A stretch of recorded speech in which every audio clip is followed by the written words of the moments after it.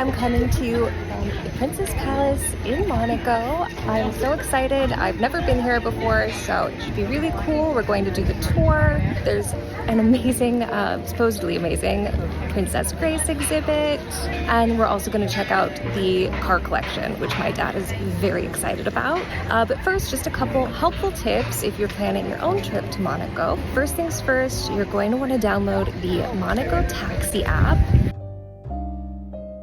Uber, Bolt, those things don't work in Monaco, so you have to have this app in order to get around. Once you have it downloaded, it's just like Uber. You will put in your pickup location, your drop-off location, and it will connect you with a driver. Fair warning, it took us 2 tries to get a driver, but once we did, it was so worth it because trust me, you do not want to be climbing up the hill to the palace from the train station. Also, it was lovely. My driver even got out and opened the door for me. You just don't get that in the US, so loved that. The other tip is when you're dropped off, you'll be dropped off in front of the souvenir center, and our driver made a point to tell us this is the only area within the palace that the taxis are allowed to pick up or drop off.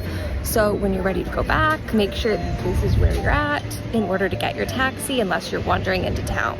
Okay, so now that we've got all of the useful information out of the way, let's go check out the palace.